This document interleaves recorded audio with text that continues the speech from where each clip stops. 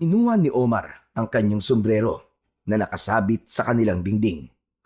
Sa tatlong sombrero na iniregalo ng kanyang lolo Ruming ay ang kulay itim ang kanyang paborito. Pinagpagan niya muna yon, saka isinuot niya sa kanyang ulo. Saka sumulyap sa salamin na may bahagya pang basag na nakalagay sa dingding. Yun oh! Ayos! Guwapong-guwapo talaga! Artistahin! Artistahin talaga ang dating ko! Kulang na lang tagahanga! Ganun ang ugali ng batang si Omar na nasa 10 taong gulang. Kapag napapatingin sa salamin, ay kailangan purihin ang kanyang sarili.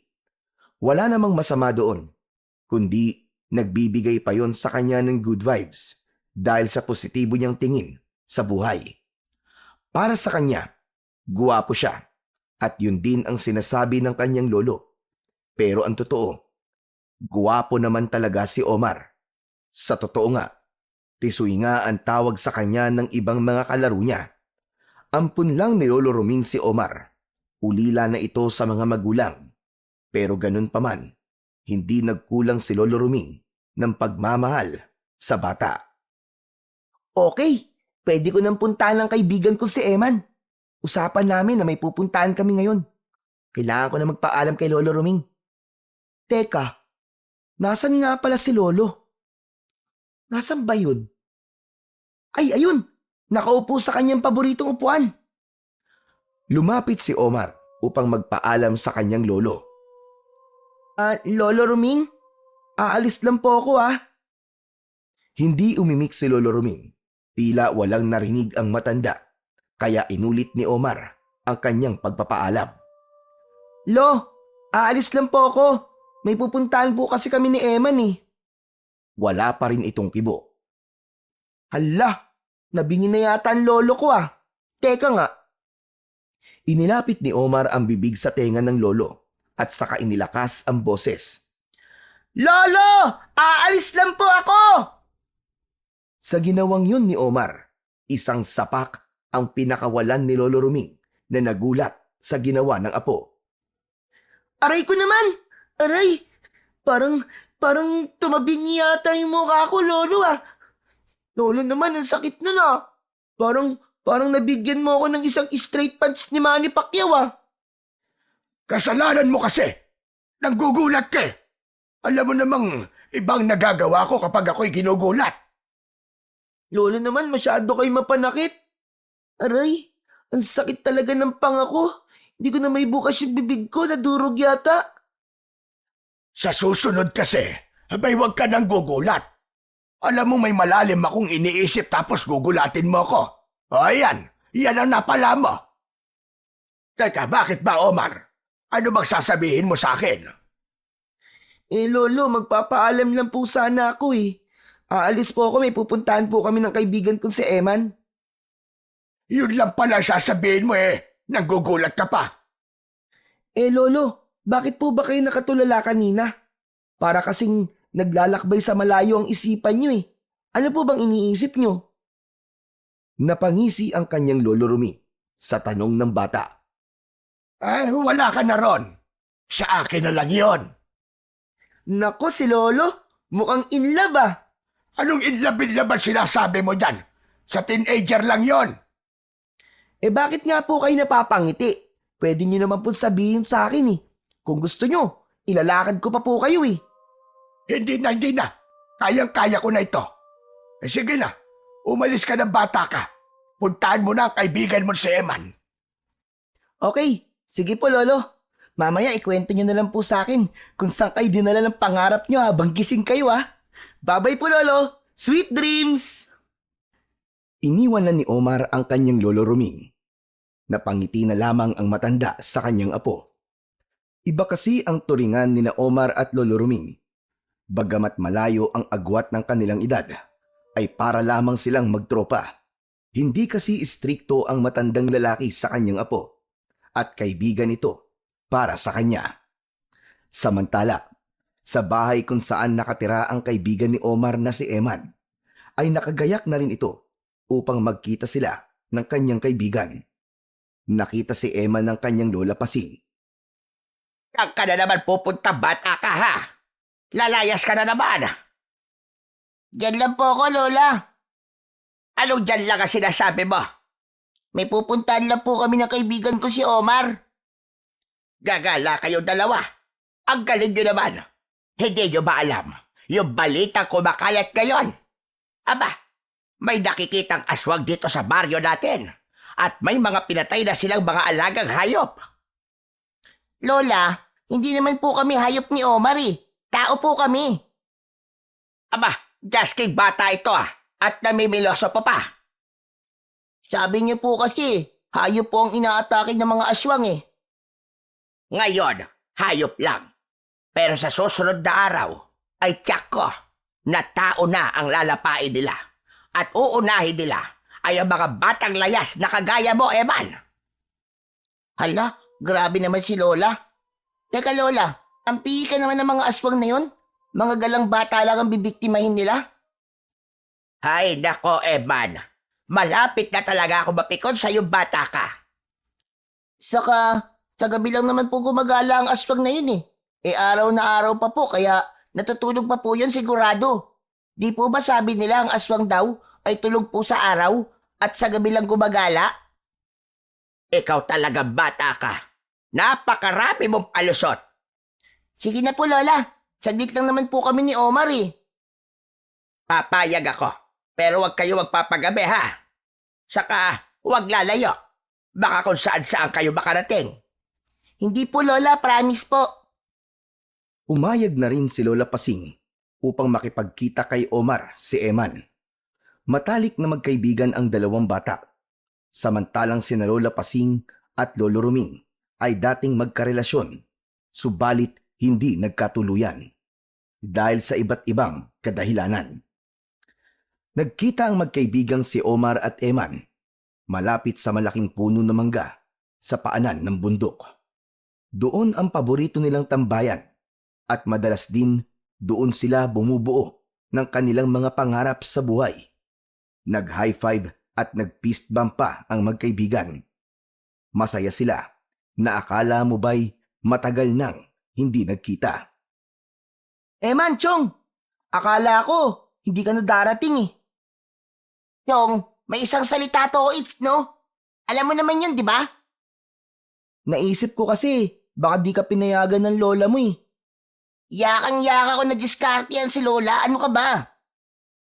Ang importante, napapayag mo siya, di ba? Muntik na nga di pumayag eh. Kasi nga, may kumakalat doon na balita tungkol sa aswang na gumagala. Oo nga pala, narinig ko rin yun eh. Pero si Lolo, pinayagan pa rin niya ako. Siguro, dahil nakalimutan niya yung balitang yun. Paano? Bising-busy siya sa pag-iisip eh. Tungkol saan naman ang iniisip ng lolo mo? Ano pa nga ba? Di kung paano magkaroon ng jowa. Teka. Ang lola Pasing ko ba yun? Ewan ko. Pero sana nga, magkabalikan na sila. Di ba, okay lang naman na maging sila uli? Oo naman, ayos na ayos sa atin yun. Kaya nga lamang tinatarayan palagi ng lola ko ang lolo mo. Hanggang ngayon galit pa rin siya kay Lolo Roming. Oo nga pero sabi ni Lolo, magtsatsaga daw siya para mapaibig uli ang lola Pasing mo. Ay, grabe! Kinikilig naman ako. Sana nga, magkatotoo yun. Oo nga abangan na lang natin. Teka, saan nga pala tayo? Sabi mo meron tayong pupuntahan. Oo nga, hahanap tayo ng gagamba ngayon para meron tayong gagamitin panlaban sa wrestling ng mga gagamba. Ay, oo nga pala no. O sige, humanap tayo ng matapang na gagamba. Yun daw may kulay na batik-batik yung matapang. Hindi daw umuurong yun. Palaban daw talaga yun. O sige, yun ang hanapin natin. Bilang mga bata, ay ganun kasimple ang problema at pinagkakaabalahan ng magkaibigan. Dahil mas lamang sa isipan nila ang paglalaro. Hindi rin nila inaalintana ang panganib sa kanilang buhay.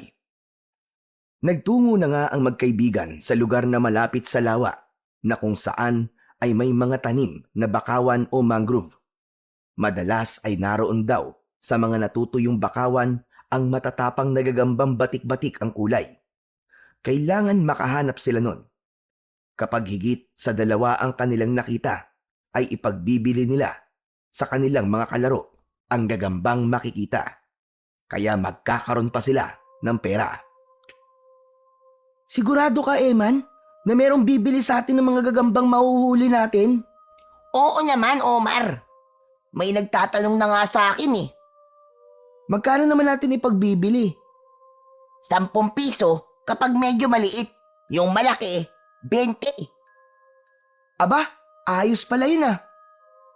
Saka minsan nga, di lang mga batang katulad natin ang bumibili, kundi pati na rin yung mga malalaki na. Yung mga tambay na mahilig magsugal.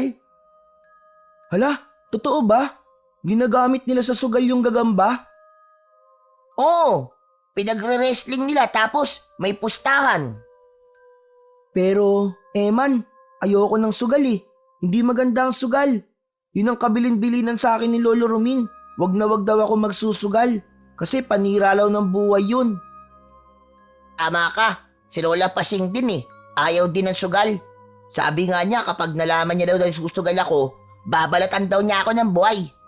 Oo, galit talaga sa sugal yun. Paano? Kasi yun ang ikinamatay ng lolo ko. Ano? Nagsugal lang namatay na? Hindi ganon. Kasi daw, nagkaroon ng maraming utang dahil sa pagsusugal.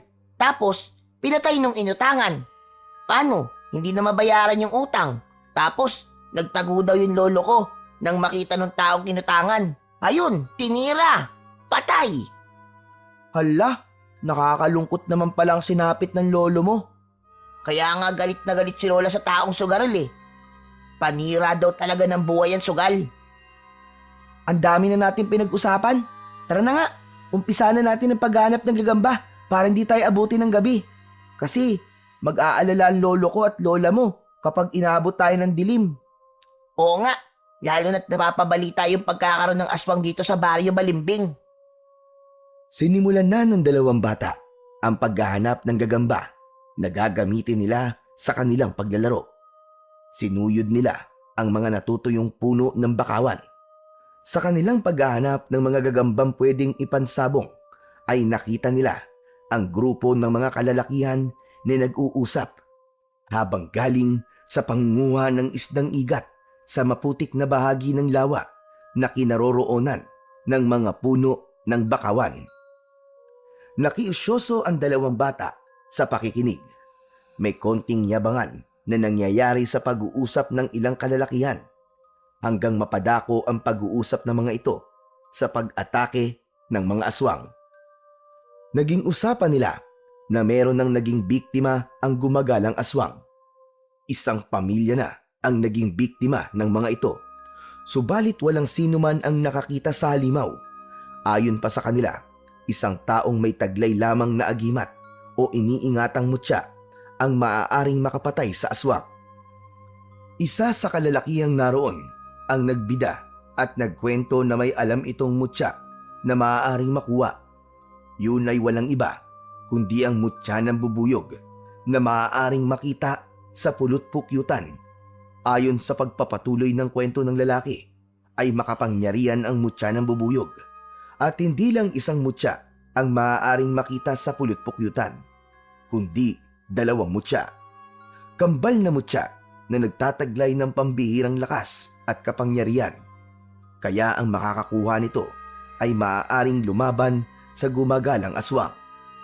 Nagkatinginan ang 2 bata dahil sa kanilang mga narinig. Oo nga't kwento-kwento lang yon. Subalit kung minsan ay meron yung katotohanan. Tig-isang gagamba lang ang nakita ni na Omar at Eman. Hindi na sila nagtagal sa paghahanap ng gagamba dahil papalubog na rin ang araw. Habang naglalakad papauwi ang 2 bata, ay hindi na maalis sa isip nila ang mga narinig mula sa mga kalalakihan. Totoo kaya yun, Eman? Yung sinabi ng lalaki? Ako nga rin nag-iisip eh, kung dapat bang paniwalaan ng mga sinabi niya. Pero alam mo, Eman, may naisip ako. Ano yun, Chong? Maaari nating subukan. Ang alin? Ang paghanap sa mutya ng bubuyog? Mismo. Di ba ang astig kapag tayo nakakuha nun? Aba, oo naman. Maaari tayong maging sikat. Dahil makakaya nating labanan ng mga aswang na gumagala. Sigurado, magiging bayani tayo. Ano, hanapin natin? Ikaw.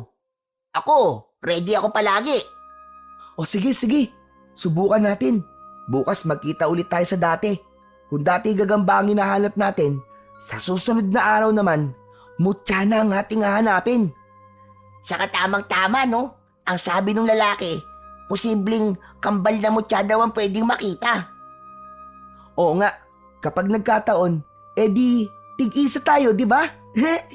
Aba, dapat lang. Hindi pa naman eh. Ay, nako. Excited na talaga ako, Omar. Bakit ikaw lang ba? Siyempre ako rin, no? Malay mo, chance na pala natin para magkaroon tayo ng mutya, di ba? Bukas na lang natin pag-usapan yan. Bilisan na natin ang paglalakad at baka mapagalitan na tayo. Nagmamadali sa paglalakad ang dalawang bata. Si Omar ay umuwi na sa kanila. Nag-aabang ang kanyang lolo sa pinto ng bahay nang dumating ito. Nag-bless siya sa kanyang lolo Ruming. Walang maraming tanong ang matanda kay Omar dahil buo ang tiwala ng matandang lalaki sa kanyang apo. Samantala, sa lugar naman ni Eman, galit na nakaharang at nakapamewang pa si Lola Pasing sa pinto ng kanilang bahay. Masama ang tingin nito sa apo, kaya naman nag-aatubili si Eman kung tutuloy pa ba ito o hindi. Saglit muna siyang huminto at napansin kagad yon ng kanyang Lola Pasing. O ano, magaling na bata? Anong tinataka-taka mo riyan? Ba't di ka pa pumasok dito sa bahay? Halika ka rito, bata ka. Walang nagawa si Eman, kundi ang lumapit sa kanyang lola. Anong oras na, ha? At sabi mo saglit ka lamang. Aba, papalubog na ang araw ah. Pasensya na po, Lola. Kwan po kasi. Anong ah? Gagawa ka pa talaga ng alibay mo. Pagsisinungaling ka pa. Hindi naman po. Kasi nakalimutan po namin ni Omar ang oras eh. Dahil nalibang po kami sa paghahanap ng gagamba. Abay, lintik na ito. At pangunguha lang pala ng gagamba ang pinagkakaabalahan. At ang apo pa ni Roming, ang kasama mo lintik ka. Oo po. Siya lang naman po ang kaibigan ko dito sa Baryo Balimbing eh. Abay malamang kung ano-anong ituturo ng batang yun sa'yo. Palibhasa, manloloko ang lolo niya. Lola naman, kaya na naman po kayo eh. Nagagalit kayo kay Omar. Idadamay niyo po siya sa inis niyo sa kanyang lolo Ruming. Wala ka nang pakialam doon. Pihira itong batang ito. Kung bakit kasi napakatigas ng ulo mo. Doon ka pa sa apo ni Ruming nakikipagkaibigan. Marami pa naman bata niyan ah. Eh Lola, mabait po kasi si Omar eh. Pumasok ka na nga rito sa loob ng bahay. Pinag-alala mo ko na gusto, lintik ka. Alam mo, delikado ang panahon ngayon. Dahil sa bali-balitang gumagalang aswang. Eh paano kung matiyempo kayo ng aswang ng Omar na yon? Aba, maililigtas ka ba niya? Eh di, magtutulungan po kami para labanan po yung aswang. Ang lakas-lakas ng loob niya. Hindi mo alam ang sinasabi mo, Eman. Hindi basta-basta napapatay ang aswang nang wala kang anumang sandata o taglay na mutya. Dahil ang mga kampo ng kadiliman ay hindi madaling tapusin. Maaaring minsan matatalo sila. Pero tsak, babalik yan para gumante. Isa pa, ang may taglay lang na anting-anting o mutya labang ang maaaring makapatay sa kanila. Dahil sa sinabing yon ng Lola Pasing ni Eman, ay lalo lang lumakas ang kanyang interes upang ituloy ang naging usapan at plano nila ng kanyang matalik na kaibigan na si Omar. Tiyak, hindi magiging madali na makaalis uli siya ng bahay kinabukasan para magkita silang magkaibigan. Subalit, kailangan niyang gumawa ng paraan. Nang gabing yon, ay halos hindi makatulog si Omar. Paulit-ulit na umaalingaw-ngaw sa kanyang diwa kapag ipinipikit ang kanyang mga mata ang mga narinig nila ni Eman na pag-uusap ng mga kalalakihan tungkol sa mutya ng bubuyog. Samantala, ganun din si Eman. Ayaw itong dalawin ng antok. Naiisip niya ang tungkol sa narinig nila ni Omar. Nagsusumiksik sa isipan niya na kailangan na nilang kumilos at hanapin ang nasabing mutya ng bubuyog na may malaking tulong sa kanila. Higit sa lahat ay sa mga naninirahan sa kanilang baryo, laban sa gumagalang aswang. Samantala, sa isang tagong lugar na malapit lamang sa baryo Balimbing, ay doon nagkukubli at naninirahan ang siyang may pakana ng gumagalang aswang na napapabalitang nagdadala ng kilabot sa baryo. Bartolo! Bartolo! Bartolo! Madam Manuela, may kailangan po ba kayo sa akin? May pag-uutos po ba kayo? Oo, sana. Kaya nga kita tinatawag, hindi ba? Dahil may ipapagawa ko. Entiendes? Yes po, madam. Gusto ko ng sariwang dugo ng bagets. Ihanap mo ko, Bartolo. Alam mo naman na hindi ko lang iniinom ang dugo, kundi inahalo ko rin yung sa aking pampaligo para manatiling sariwa at makinis ang aking kutis. Saan po ba ako hahanap, madam? Saan po? Tonto! Di lumabas ka. Gamitin mo ang utak mo. Magsaswang ka, ganga. Gumala ka kahit saan. At dalhan mo ko ng bagets para makuha nga lang ko ng dugo. Sige po. Masusunod po, madam. Gawin mo na. Dahil gumagaspang na ang aking kutis. At yakin mo na hindi ka papalpak. Dahil oras na pumalpak ka, alam mo na ang mangyayari sa'yo. Opo, madam. Ikukulong niyo po ko sa loob ng drum at hindi po ko pakakainin maghapon. Tama. Korek ka dyan. Kaya mainam yung nagkakaintindihan tayo. Okay? Walang nagawa si Bartolo, kundi ang sumunod sa gusto ng kanyang amo na si Manuela. Si Manuela ang pinuno ng mga bagong henerasyon ng mga aswang na naghahasik ng lagim. Ang tingin nila sa mga tao ay alipin, pagkain at dapat lipulin upang mapalitan ng lahi ng mga aswang. Kaya naman, upang hindi maikulong sa loob ng drum at di magutom si Bartolo, ay sinimulan na niyang lumabas at humanap ng biktima. At ayon nga sa kanyang pinuno, ay isang bata ang gusto niya dahil nagtataglay ito ng sariwang dugo na kanyang kailangan. Balikan naman natin ang magkaibigang Omar at Eman. Ngayong araw ang nakatakda para sa kanilang napag-usapan. Dapat silang magkita sa kanilang tagpuan upang gawin ang paghahanap sa mutya. Tuwang-tuwa si Omar nang makita na nakabihis ang kanyang lolo Ruming. Ibig sabihin kasi nun ay may pupuntahan ito. Kaya hindi na niya kailangan magpaalam sa pagkikita nila ni Eman. Lumapit ang bata sa kanyang lolo. Nakatitig ito sa matanda habang nasa harap ng salamin. Aba, ayos na ayos yan, Lolo Ruming ah. Posturang-postura kayo ah. Guwapong-guwapo na. Aba, syempre naman na po. Guwapo talaga ang lolo mo. Abay, siya ka naman magmamana. Oo naman, Lo. Sa left side, kung titignan, aba, Daniel Padilla ang datingan. Sa right side naman, Alden Richard. Tapos, kapag nakatalikod naman kayo, Lo, Ruro Madrid. Kapag nakaharap ako, ayan, gaya nito, sinong artista ang kamukha ko? Yun lang, Lo. Aba, bakit? Sino bang kamukha ko kapag tinignan ako sa harap? Sabit, Lo eh. Empoy Marquez po eh. Abay, si Raulo kang bata ka.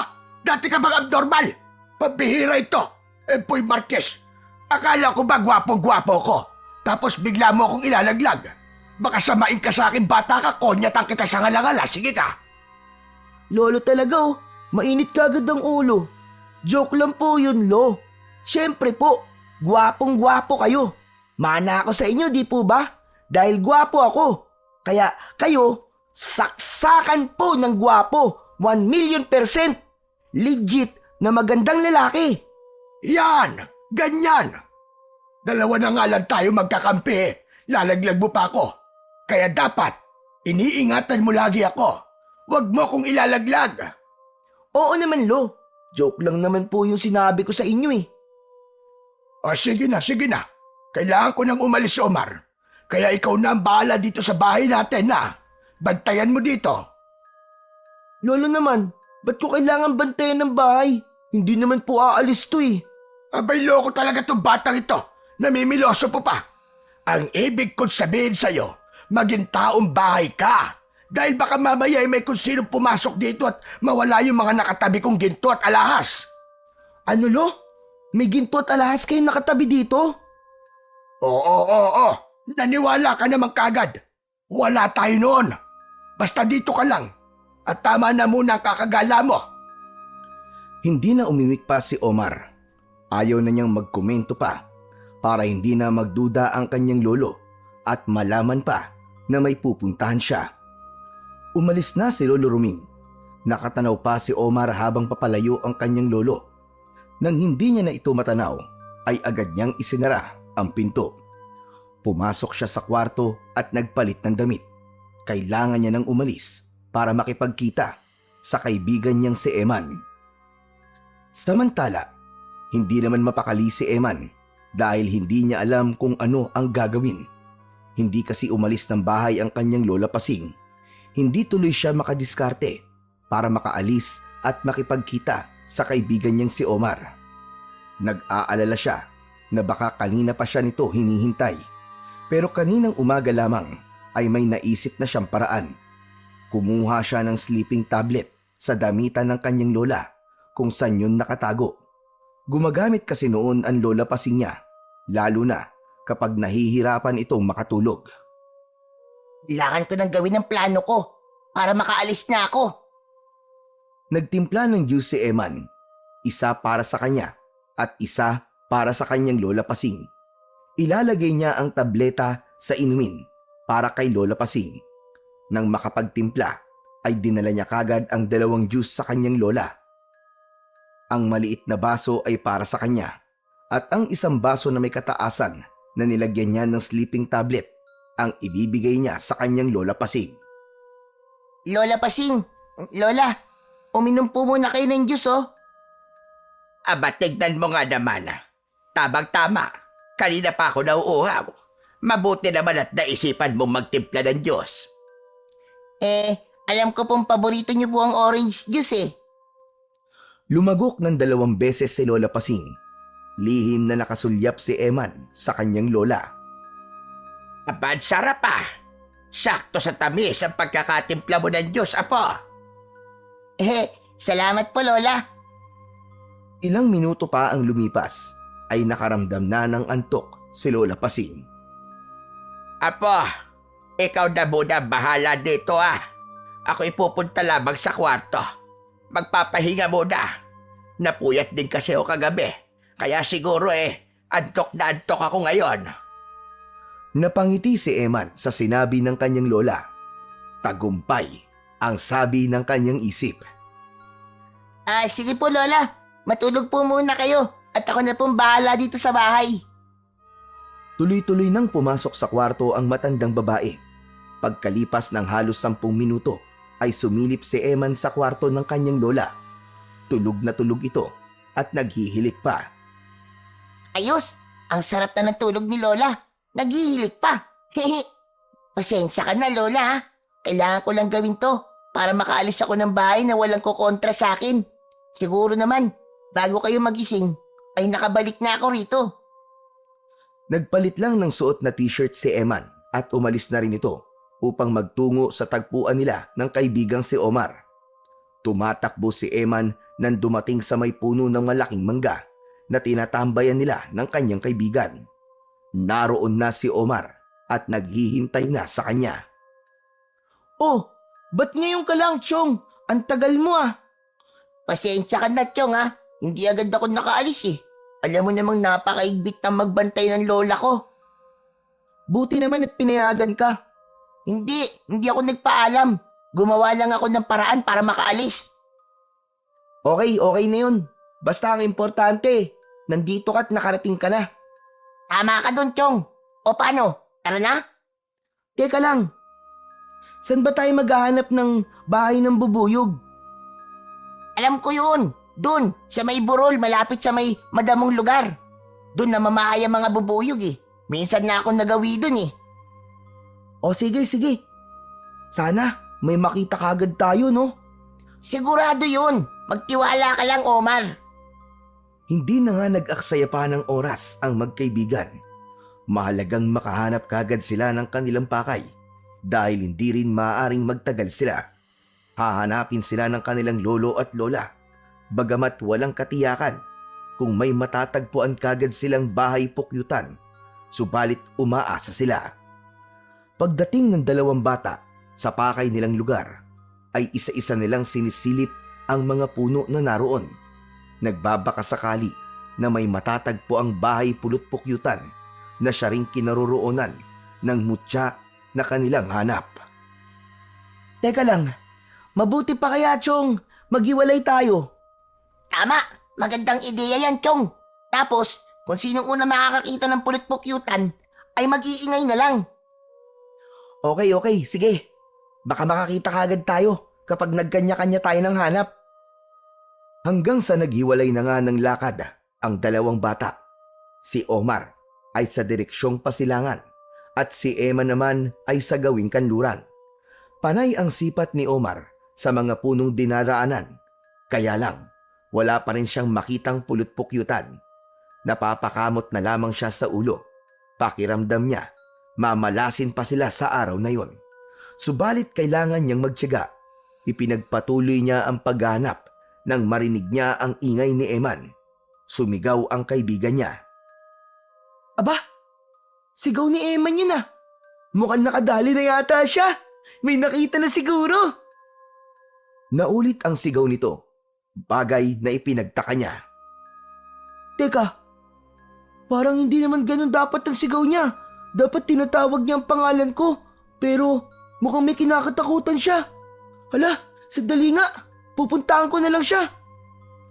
Agad na pinuntahan ni Omar ang lugar na pinagmumulan ng sigaw ni Eman. Hanggang sa nakita niya na may lalaking kaharap ito. Lagot, naloko na. May ibang dahilan pala kung bakit sumisigaw si Eman. Hindi niya pwedeng pabayaan ang kaibigan niya. Lumapit si Omar sa mga ito. Teka po. Please lang, huwag mong saktan ang kaibigan ko. Bakit kayo masasaktan kung sasama kayo sa akin? Si Bartolo ang lalaking nasa harapan nila, ang alalay ni Manuela na inutusan upang humanap ng mga bata para sa kailangan nitong sariwang dugo. Ba't naman kami sasama sa'yo? Hindi ka nga namin kilala eh. Saka tignan mo nga yung itsura mo. Nakakatakot ka. Mukha kang hindi ka ba magkakatiwalaan. Sige, laitin mo ko, bata. Kung di, may paglalagyan ka talaga sa akin. Sino ka ba? At anong kailangan mo sa amin ha? Kailangan ko kayong dalawa. Kapag nadala ko kayo, matutuwa ang aking madam. Nagkatinginan sina Omar at Eman. Sino kaya ang madam na sinasabi ng lalaking kanilang kaharap? Kaya sige na, sumama na kayo sa akin. Maraming pagkain at mga laruan akong ibibigay sa inyo. Hindi. Busog pa po kami. Saka, gagamba lang. Ayos na sa amin na maging laruan. Oo nga. Ayaw po namin sa laruang plastic. Ang gusto namin yung gumagalaw. Kaya, yun, yung gagamba ang paborito naming laruan. Ganun Ayaw niyo sumama Inilabas ni Bartolo ang isang punyal at tinakot ang dalawang bata. Matalas at matulis ang punyal na hawak nito. Teka. Anong gagawin mo sa amin, Manong? Hindi ko kayo maisasama ng buhay. Mas madali ko kayo maisasama kapag patay na kayo. Ano? Papatayin mo kami? Seryoso ka? Sa tingin mo nagbibiro ako, ha, bata? Itong mukhang ito, nagbibiro? Mukhang hindi. Kasi sa pangit mong yan, hindi ka nga nagbibiro. Chong, anong gagawin natin ngayon? Ano pa nga ba? Kundi ang... Takbo! Hoy, sandali, Chong! Huwag mo akong iwan dito! Kumaripas na ng takbo ang magkaibigan. Sinundan sila ni Bartolo na determinadong makuha ang dalawang bata upang dalhin kay Manuela. Magkasunod lang sa pagtakbo sina Omar at Eman. Tinahak nila ang kasukalan upang doon hanapin ang kanilang kaligtasan sa kamay ng pangit na si Bartolo. Nagtago sila sa ilalim ng punong kahoy na may malaking sanga at makakapal na dahon. Ala, nasa na kaya siya? Huwag sana tayong makita rito, Eman. Sa lugar na hindi kalayuan sa pinagtataguan ng magkaibigan ay naroon si Bartolo. Sinisipat ang bawat lugar at mga puno upang hanapin ang dalawang bata. Kailangan niyang makita ang mga ito. Omar, ayun siya oh. Hinahanap tayo. Oo, nakikita ko rin siya, Chong. Huwag kang maingay. Baka marinig niya tayo. Habang nagkukubli ang dalawang bata, ay may narinig sila mula sa gawing itaas ng punong kanilang kinaroroonan. Ugong yun na mga bubuyog. Napatingala si Omar at nakita niya ang mga bubuyog na naroon sa bahay pukyutan. Ayos, Eman! Jackpot tayo! Tignan mo sa taas ng puno. Ang hinahanap natin pukyutan. Meron tong punong kinaroroonan natin. Aba, oo nga. Pinahirapan pa tayo sa paghahanap. Meron pala dito. O sige, Chong, ano gagawin natin? Di natin makukuha ang pulot pukyutan kung may humahabol sa atin. Habang kausap ni Omar ang kaibigan, ay isang bubuyog ang umiikot-ikot sa ulunan ni Eman. Tila ibig nitong dumapo. Chong, yung bubuyog, parang trip niyang maglanding sa mukha mo. Aba, lokong bubuyog to ah. Trip pa yatang humalik sa akin. Nagpaikot-ikot ang bubuyog. Sinusundan naman yun ng tingin ni Omar hanggang ang bubuyog ay biglang dumapo sa may ilong ni Eman. Hindi nito napigilan ang makiliti dahil sa pagdapo ng bubuyog sa tungki ng kanyang ilong.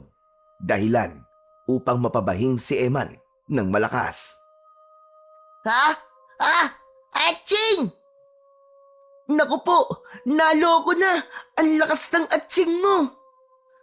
Dahil sa ingay na nilikha ni Eman, ay narinig yon ni Bartolo, kaya agad itong tinungo ang lugar na kinaroroonan ng dalawang bata. Pahamak talaga ang pesting bubuyog na yun oh. Hindi ko napigilan ng katinang ilong ko. Napaatsing ako ng malakas. Chong, papunta na rito yung lalaking pangit. Anong gagawin natin, Omar? Tatakbo na ba tayo uli? Oo, Chong. Pero bago tayo tumakbo, ibigay mo muna sa akin yung kaputol na sanga ng kahoy na nasa tabi mo. Bilis! Bakit? Basta, huwag ka na magtanong. Wait ka na lang. Kailangan may gawin tayo para makaligtas sa lalaking pangit na umahabol sa atin. Dinampot ni Eman ang kaputol na sanga ng kahoy at iniabot yon sa kanyang kaibigan. Humanda ka, Chong ha. Pagbilang ko ng 3, tatakbo tayo. Mauna ka at susunod na lang ako sa'yo. Teka.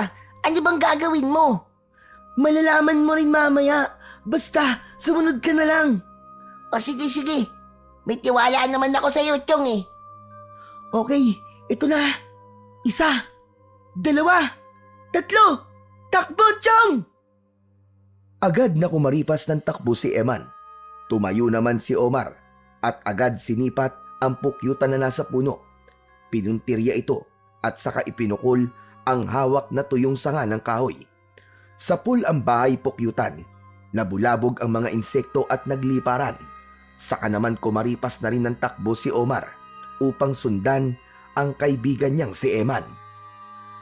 Natulala na may kasamang pagkabigla si Bartolo nang makita ang dalawang bata na kumakaripas ng takbo papalayo.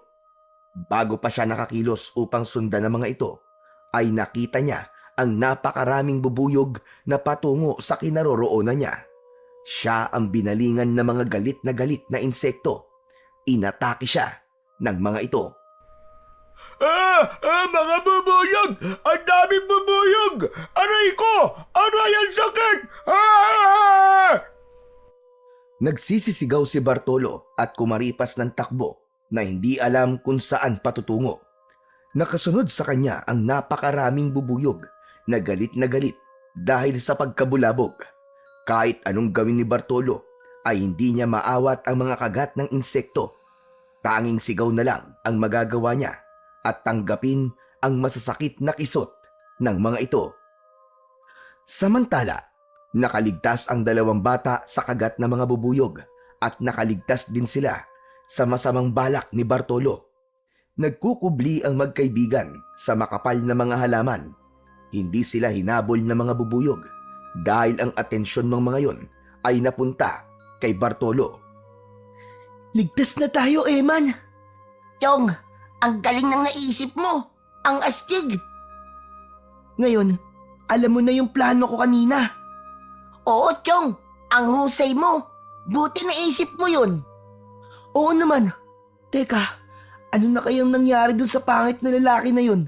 Malamang, pinagpipiesta na siya ng mga bubuyog. Siguro, Chong. Lalo siyang pumangit dahil sa mga kagat ng bubuyog. Akala yata niya maisasama niya tayo dun sa sinasabi niyang madam, ha? Teka, Chong. Sino kaya yung lalaking yun, no? At ano kaya ang kailangan ng madam niya sa atin? Huwag na nating isipin yun. Ang mahalaga ngayon, ligtas na tayo. Chong, paano yung plano natin? Di ba may pukyutan dun sa inalisan natin kanina? Huwag ka mag-alala, Chong. Babalik tayo dun. Pero kailangan magpalipas muna tayo ng oras. Para mamaya, kalmado na ang mga bubuyog at hindi na tayo atakihin. Punong-puno ng kagat sa muka at katawan si Bartolo. Pinagsawaan siyang kagatin ng mga bubuyog. Hindi siya tinantanan ng mga ito. Hindi na niya magagawa pang sundan ang 2 bata. Nananakit na ang kanyang buong katawan, kaya ang kailangan niya ay umuwi na muna. Nang makarating si Bartolo sa tirahan nila, ay napasigaw ang kanyang madam nang makita siya. Ay! OMG! Impacto! Impacto! Hoy! Walang hiya ka! Sino ka? Basta-basta ka nalang pumapasok dito! Bartolo! Bartolo, nasan ka? Madam! Huminahon kayo, madam! Ako to! Ako si Bartolo! Anong ikaw si Bartolo? Pangit si Bartolo, pero mas pangit ka sa kanya, Judas ka. Saka tignan mo nga yung itsura mo. Para kang namamanas. Namamagabo ang pagbumuka mo. Madam, ako nga po ito! Si Bartolo, ako to! Ay, teka lang. Ikaw? Abay, ikaw nga ba si Bartolo? Abay, ano nangyari sa'yo? Tsaka ka na nga mas naging kadiring tsaka ka pa sa itsura mo ngayon. Madam, minalas ako inatake ako ng napakaraming bubuyog. Pinupog ako. Wala ako nagawa. Hindi ko natakasan ng mga insektong yun. Nako naman, hindi ka kasi nag-iingat. Mga bubuyog lang pala ang katapat mo. Sayang nga, madam. May madadala sana ako dito ng 2 bagets. 2 batang lalaki. Oh, ano nangyari? Bakit di mo nadala rito ang 2 bagets sa sinasabi mo? Dahil nga sa mga bubuyog. Saka matatalino ang mga bagets na yun. Ang uutak nila.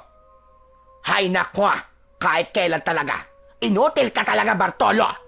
Napakasimple ng ipinag-uutos ko sa'yo. Tapos pumalpa ka pa. Kasalanan ng mga bubuyog na yun. Sila ang dahilan kung bakit nabigo ako, madam. Nabigo ka na nga. Tapos ganyan pa naging itsura mo.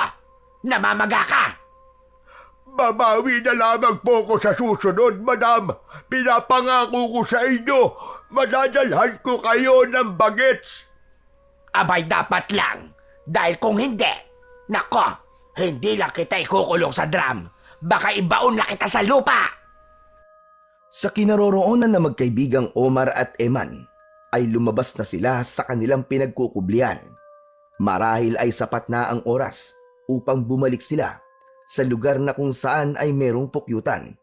Umaasa sila na matatagpuan na nila roon ang mutya ng bubuyog na kanilang hinahanap. Naglakad na pabalik ang magkaibigan.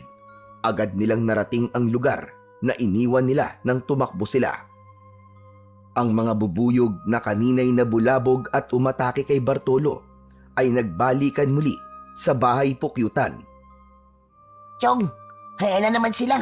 Nakadikit na uli sa bahay pukyutan. Kailangan mapaalis natin ang mga bubuyog, Chong, para makuha natin ang pulot pukyutan at mahanap natin ang mutya. Sada nga, may makita tayo. Buti na lang, hindi nahulog tong lighter na nasa bulsa ko nang tumakbo tayo. Gagawa tayo ng siga, tapos uusok yun para maitaboy natin ang mga bubuyog. O sige, sige. Kukuha ako ng mga tuyong dahon para masimulan na natin. Sabik na ako makakita ng mutya ng bubuyog, Chong. Agad na umagilap ng mga tuyong dahon si Eman upang makagawa sila ng siga. Nang makaipon ng tuyong dahon ay sinindihan kagad yun ni Omar. Dinamihan nila ang tuyong dahon at nilagyan din nila ng sariwang damo upang hindi lumaki ang apoy, kundi lumikha lamang ito ng maraming usok. Ang usok na mula sa ginawa nilang siga ay tinangay ng hangin papunta sa bahay pukyutan. Dahil ayaw ng mga pukyutan ng usok, kaya naman nagsipag-alisan ang mga insekto. May mangilan-ngilan na iwan sa bahay ng pukyutan, pero kaya na yung gawan ng paraan ng dalawang bata upang hindi sila habulin o kagatin. Sapagkat nasa itaas ng puno at nakadikit sa sanga ang bahay pukyutan, kaya umakyat doon si Omar upang kunin yun habang nag-aantabay naman sa ibaba si Eman. Sandali pa'y nakuha din nila ang bahay pukyutan. Agad nilang hinanap ang mutya na ayon sa kanilang napakinggan ay nasa loob ng bahay ng pukyutan. Inisa-isa nilang tignan ang bawat sulok nun. May mga batang bubuyog ang naroon na hindi pa kayang makalipad. Hanggang may makita si Omar na isang tila matigas na puting bagay na nakasiksik sa bahay ng pukyutan. Nasasabik na kinuha yon. Nakatingin sa kanya si Eman, kaya tinignan din ito ang bahagi ng bahay pukyutan na kinakitaan ni Omar ng maliit na puting bato. Ang isang tila bato na ang kulay ay pinaghalong puti at itim na may batik-batik ang nakita ni Eman. Ayos! Ito na marahil yung mutya, Chong! Itong nakuha ko, malamang mutya din ito, Chong. Kung ganun, tama nga sila. May kambal na mutya ng bubuyog na makikita sa bahay ng mga pukyutan. Ayos! Natagpuan din natin, Chong. Jackpot! At tig-isa pa talaga tayo. Ayos to. Malalaman natin ngayon kung anong hiwaga ang ibibigay nito sa atin. Maka, excited na ako, Chong. Tara, umalis na tayo dito. Tumayo na ang dalawang bata upang makauwi na. Masaya sila na natagpuan ang kanilang hinahanap. Subalit sa pagtayo nila ay nakita nila ang mga bubuyog na nakakalat at umiikot malapit sa kanilang kinaroroonan. Wala nang usok ang siga na kanilang ginawa, kaya nagsimula ng magsipagbalikan ang mga insektong naitaboy nila kanina. Malakas ang nilikhang ingay ng mga insekto na tila galit na galit ang mga ito. Naku po, nalintikan na. Parang may masamang pinaplano ang mga bubuyog, Chong. Kaya nga, Chong, mukhang delikado tayo. Parang gusto nila tayong gantihan dahil sa pagkuha at pagsira natin sa kanilang bahay. Iba ang kutob ko, Chong. Delikado tayo dito. Naku po, ayan na, patungo na sila sa atin. Delikado! Aatakihin nila tayo, bububugin tayo, Chong! Tara na, Chong! Basta, bilisan na natin! Nagmamadaling tumakbo ang magkaibigan. Dapat silang makalayo sa lugar na yon bago pa sila atakihin at pupugin at pagpiestahan ng mga galit na bubuyog. Walang lingon-lingon sa pagtakbo ang dalawa. Subalit, hindi sila nakaligtas sa kagat ng mga bubuyog. Nakagat si Omar sa ilong at si Emma naman ay sa kanyang tenga. Tig-isang kagat man ang kanilang napala mula sa umataking bubuyog, ay nag-iwan naman yun ng sakit na may kasamang pangangati. Nakatakas naman sila at nakabalik na sa kani-kanilang mga bahay. Oh, hayan! Iyan ang napapala ng isang makulit na bata. Kung bakit naman kasi pati bahay ng bubuyog ay pinakikialaman nyo ni Eman. Lo, napagtripan lang naman po namin eh. Eh di natikman mo ngayon ang bunga ng pagtitrip nyo. Ikaw na bata ka, hindi ka talaga nadadala. Ayaw mong magtanda. Lolo naman, ito na nga oh, namamagaan na nga ang ilong ko. Pinagagalitan niyo pa ako. Eh bagay naman pala sa'yo ang namumulat na mamagang ilong eh. Para kan si Rudolph. Rudolph the Red-Nosed Reindeer. Yung usa ni Santa Claus. Okay lang po kung ako po si Rudolph. Kayo naman po si Santa Claus. Dahil malaki ang tiyan niyo, Lolo Ruming. Yun nga lang, kayo ang version ni Santa Claus na walang dalang-dalang regalo dahil wala kayong pera. Aba, lokong bata ito ah. Kapag nagkaroon ako ng pera, makikita mo. Aba, kailan naman po mangyayari yun? Sana po mangyari na po kagad. Asaran at pikunan ay pangkaraniwan na lamang sa maglolong Ruming at Omar. Dahil doon ay lalong napapalapit sila sa isa't isa. Samantala, iba naman ang eksena kina Eman at Lola Pasing. Yan ang napapala. Matigas kasi ang ulo mong bata ka. Kung ano-anong kalokohan ang ginagawa mo. Kaya yan ang napapala mo. Lola naman eh, masakit na nga po yung tenga ko eh. Parang gusto ko na nga pong tanggalin yung tenga ko. Namamagaan na nga dahil sa kagat ng bubuyog. Piningot niyo pa. Abay, tama lang sa'yo yan. Dahil hindi ka marunong sumunod sa akin. Nakatulog lang ako saglit eh. Kung saan ka na nakarating tapos ganyan pa ang itsura mo pagbalik mo dito sa bahay. Namamagaan ang tenga dahil sa kagat ng bubuyog. Aba, Justin, bata ito. Bakit kasi pati bahay ng bubuyog ay pinakikialaman nyo ni Omar? Eh Lola, ang importante po dun eh, nakauwi pa rin naman po ako. Sa kakagat lang naman po to ng bubuyog eh. Hindi naman po ako mamamatay dito eh. Hindi mamamatay. Eh paano kung makamandag na bubuyog ang kumagat sa'yo? Baka natigok ka ng bata ka. Abay, teka nga pala. Ang ipinagtataka ko lang, bakit masyadong napatagal ang tulog ko? Dati naman eh kapag umiidlip ako ng gano'n ay mga 1 oras lang. Pero nakatulog pala ako ng halos 5 oras. Eh baka naman po, dahil malamig lang ang panahon, Lola. Hindi doon yan. May duda ako eh. Hindi kaya may kung ano kang nilagay doon sa Diyos na ipinainom mo sa akin, lintik ka bata ka? Oy Lola, huwag kayong ganyan ha. Namimintang kayo, masama po yan. Nako kang bata ka. Malaman ko lang na may ginawa ka talagang kabulastugan. Makakatikim ka talaga sa akin, tandaan mo yan. Tatanggalin ko na talaga ang tenga mo. Unang gabi yun, nahawak ng magkaibigang Omar at Eman ang mutya ng bubuyog na natagpuan nila. Gabi na ay hindi pa makatulog ang mga ito. Nagpapaantok ang Lolo Ruming ni Omar.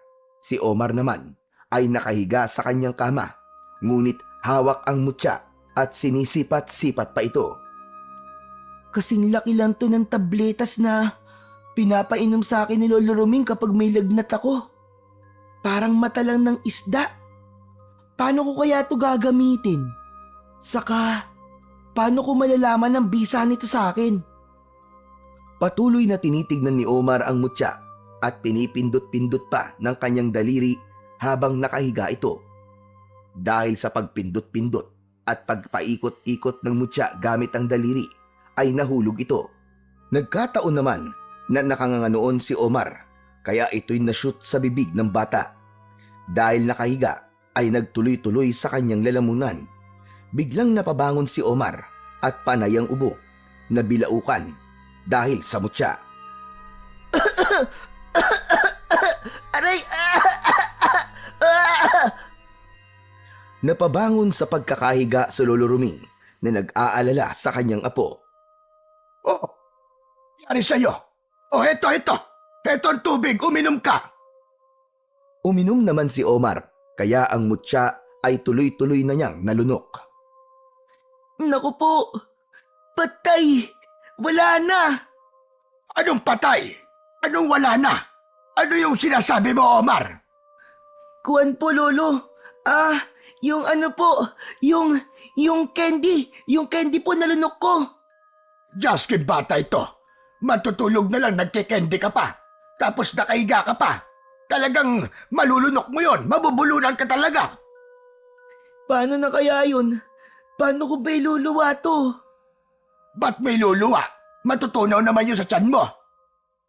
Hindi na nakakibo pa si Omar. Hindi kasi niya kayang ipaliwanag at sabihin sa kanyang lolo kung ano ba talagang nangyari.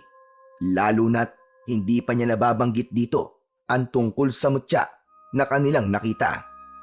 Samantala, sa kabilang bahay, nag-iisa si Eman sa harap ng kubo. Ayaw pa niyang matulog, kaya naupo muna ito doon. Naisipan niyang kunin sa bulsa ng kanyang short ang kakambal na mutya na nakita nila ni Omar. Nilaro-laro sa kanyang palad at masusing pinagmamasdan ni Eman. Namamangha siya sa kakaibang kulay nito. Kung purong makintab na puti ang mutya na hawak ni Omar. Ang hawak naman ni Eman ay mutya na may batik-batik na itim at mas malabo ang pagkaputi nito. Gaya ni Omar ay nagtataka rin si Eman kung paano nila ito magagamit at anong bisa ang idudulot nito sa kanila. Habang hawak at pinagmamasdan ni Eman ang mutya ng bubuyog na nasa kanyang kamay, ay narinig niya ang yabag at pagtawag sa kanya ni Lola Pasing na papalapit na sa kanya. Nataranta si Eman. Sa halip na itago nito ang hawak na mutya sa kanyang short, ay isinubo niya ito. Nag-alala siyang baka makita ng kanyang lola ang kanyang mutya. Hindi niya alam kung paano magpapaliwanag, kaya pinili niyang itago sa loob ng bibig ang mutya. Kaya nga lang, nang makalapit ang kanyang lola sa kanya, ay may mga itinanong ito. Pa, nawawala kasi yung alampay kong itim. Nakita mo ba? Umiling lang si Eman sa kanyang lola. Alam ko kasi, ipinatong ko lang yun sa may lamesa. Ikaw ang huling gumamit ng lamesa dahil kumain ka, di ba? Nasaan yung alampay na ipinatong ko doon? Nakita mo ba? Hindi makasagot si Eman dahil nakasubo sa bibig niya ang mutya. Subalit makulit ang kanyang lola at paulit-ulit ang tanong nito sa kanya. Magagalit ito kapag hindi pa rin siya sumagot. Napilitan si Eman na ibuka ang bibig upang magsalita. Subalit sa hindi inaasahang pangyayari ay dumulas sa bibig niya ang mutya at tuluyan itong nalunok. Uubo-ubo si Eman dahil sa nangyari. Oh, ano ba nangyayari sa'yo? Wala po. Wala po, Lola. Ano ba kinakain mo? At nalunok mo na yata? Ano po, Kwan po. Nasamid lang po ako sa paglunok ko po ng laway. Pero okay na po ako, Lola. Okay lang po ako. Okay na po ako, Lola Pasing. Aba, sandali lang. Namumutla ka yata. Napapano ka ba, bata ka? Wala po. Ayos lang po talaga ako. Sige po. Tara na pong matulog. Inaantok na po ako eh. Abay, o sige. Mabuti pa nga. At bukas ko na lang hahanapin yung alampay ko. Kapwa hindi makatulog ang dalawang bata ng gabing yon dahil sa pagkakalunok nila ng mutya ng bubuyog. Halos mag-uumaga na nang dalawin sila ng antok. Pareho ding nagkaroon ng panaginip ang dalawang bata. Sa panaginip ni Omar ay nasa maliwanag siyang lupain. Subalit nag-iisa lamang siya roon. Palakad-lakad siya at hindi niya batid ang kanyang pupuntahan. Samantalang kabaligtaran naman ang panaginip ni Eman. Nasa madilim siyang lugar. Halos wala siyang makita. May mga nararamdaman siya at naririnig na ingay na tila nakakatakot at nanunuot yon sa kanyang katawan. Kaya sa paggising ni na Omar at Eman kinabukasan, hindi na maalis sa kanilang isipan ang kanilang panaginip na hindi nila ganap maunawaan kung ano ang ibig sabihin at kung meron mang yun nais, ipahiwatig. Masigla ang pakiramdam ni Omar kinabukasan. Maaga siyang bumangon at ang dating ginagawa ng kanyang lolo Ruming na paghahanda ng kanilang almusal ay si Omar ang siyang gumawa. Nilinis din niya ang mga naiwang hugasin, nagwalis sa kusina at nagligpit ng mga kalat. Kaya naman nang magising si Lolo Ruming ay gano'n na lang ang pagtataka nito. Aba, Ikaw lang mag-isang gumawa niyan. Nagluto, naglinis, nagligpit, at pati ang mga tapayan natin. Puno na rin ng tubig. Aba, nakabibigla naman yata to. Opo, Lo, tama po kayo. Ako nga po ang tumapos po ng lahat ng yan. Bakit ayaw niyo po ba nun? Wala na po kayong gagawin? Hindi naman, Apo. Natutuwa nga ako eh. Ako'y nagtataka lamang. Halika nga rito, Apo. Lumapit si Omar sa kanyang lolo. Idinampi ang kanyang kamay sa leeg at noo ng apo. Aba, hindi ka naman mainit. Mukhang ayos naman ang pakiramdam mo. Malamig ka pa sa nguso ng pusa eh. Lolo naman, ayos na ayos po ang pakiramdam ko, no? Wala po akong sakit. Basta, nagtataka pa rin ako. Para kasing may himala. Kumain na lang po tayo, Lolo. Kalimutan niyo na po yung mga himala-himala na yan. Samantala, silipin naman natin ang kaibigan ni Omar. Natutulog pa si Eman ng mga sandaling yon. Kaya naman uminit na ang ulo ng kanyang lola Pasing. Pinuntahan ito sa kanyang tinutulugan si Eman. Ilang ulit na palo ng tsinelas ang ipinatikim nito sa apo. Jaski ka talaga, bata ka. Nasanay ka na ng ganyan. Tanghali na namamaluktot ka pa riyan, batugan ka. Ano ba kayo, Lola? Wala kayong respeto sa natutulog. Ano ka mo? Ako pa kayo na walang respeto. Abay lintik na bata are ah. Hindi ka man lang bumangon na maaga at tulungan ako sa mga gawaing bahay. Naantok pa po ako eh. Ano po ba yun? Talagang ayaw mo ba bumangon? Lalo yatang nagiging matigas ang ulo mo ngayon, Eman ah. Yan ba ang napapalabo sa pagsama-sama doon sa apo ni Roming? Natututo kang sumagot-sagot at maging matigas ang ulo. Oh, si Omar na naman po ang nakita nyo. Huwag niyo po siyang idamay.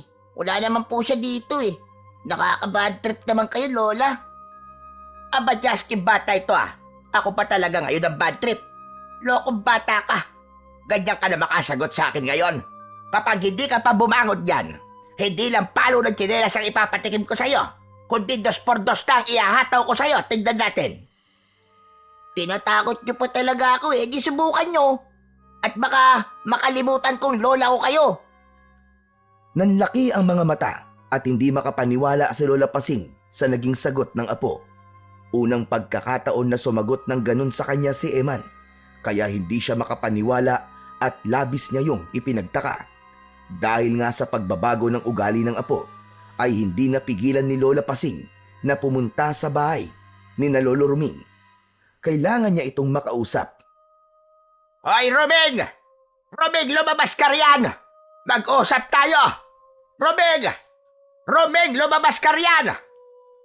Lumabas ng bahay si Lolo Ruming na tila naiirita sa pagsigaw ni Lola Pasing. Kasama nitong lumabas si Omar. Ikaw ba'y tumatanda na ng paurong Pasing? Bakit ka nag-iiskandalo dyan? Nagsisisigaw ka na para ka nasa bundok. Kahit hindi ka sumigaw, maririnig naman kita. Dahil hindi pa ako bingi. Bakit? Ako ba'y bingi ha? Yun ba ang gusto mong palabasin? Wala akong sinabing ganon. Ano ba problema mo at napasugod ka rito? Iyang apo mo, kung ano-ano tinuturo sa apo ko si Eman, nagiging palasagot at matigas ang ulo. Masamang impluwensya ang apo mo sa apo ko.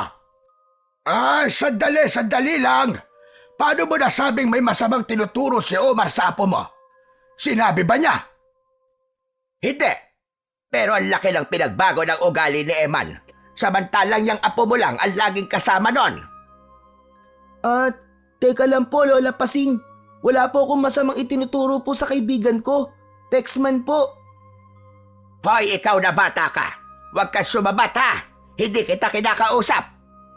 Nagpapaliwanag lamang ang apo ko, Pasing. Hindi ko kailangan ng paliwanag niya. Manang-mana talaga ang apo mo sa kasamaan ng ugali mong buwisit ka. Mga manloloko! Abay, teka. Ba't naging manloloko ako? Akala ko ba itong apo ko ang problema mo? Ngayon bakit galit ka sa akin at sinasabi mong manloloko ko? Basta. Kaya hindi pa tayo tapos, Ruming. Humanda ka. Anong hindi pa tapos? May chance pa tayo magkabalikan, ganun ba? Yun ba ang ibig mo sabihin? Ay, sabi ko na nga ba, naghihintay ka lang. Buwisit na! Hindi yun ang tinutukoy ko na! Kung ano-ano sinasabi mo matanda ka! Ay nako, makaalis na nga! At lalo lang masisira ang araw ko sa hayop na ito! Gusto mong pagandahin ko ang araw mo? O heto, saluin mo ang aking flying kiss. Mwah! Wah! Ay! Ang sama ng lasa ng flying kiss mo! Ay, Diyos ko! Lasang panis! Ay, kunwari ka pa lasang panis at sabihin mo, sobrang tamis. Ah, ganon! O heto naman ang ibibigay ko sa'yo. Flying kick! Hiya! Nagpakawala ng tadyak si Lola Pasing. Aray ko! Aray! Ang taas mo pala sumipa, Pasing! Aray ko din! Aray! Nabali yata ang buto ko sa balakang. Aray ko pa! Ay, sandali lang. Tutulungan kita, Pasing. Hindi! Bitiwan mo ako, Ruming. Huwag mong mahawak-hawakan ng bewang ko, bastos ka! Manyakis kang matanda ka! Ayaw mong hawakan kita. O, ayan! Bumagsak sa lupa si Lola Pasing. Hayop ka talaga, matanda ka! Mapanakit kan talaga kahit kailan! Wala kang kwentang lalaki! Manloloko na! Mapanakit pa! Bago pa mapunta sa kung saan ang pagtatalo ng dalawang matanda, ay hinila na ni Omar ang kanyang lolo Ruming pabalik sa loob ng bahay. Nagpilit namang bumangon si Lola Pasing upang umuwi na ito na nagpupuyos sa galit. Sa kabilang dako, sa lugar na kinaroroonan ni Manuela at Bartolo, unti-unti nang nawala ang pamamaga ng katawan at muka ni Bartolo na pinupog ng mga bubuyog. Ring manatili ka lamang dito sa bahay, Bartolo! Sayang ang oras! Alam ko naman po yun, Madam Manuela. Kaya nga kailangan ko ng kumilos upang magawa ko ng inyong ipinag-uutos. Abay dapat lang, dahil sayang ang bawat oras. Hindi tayo nagpunta sa baryong ito nang wala tayong gagawin para sa kapakanan ng ating lahing aswang.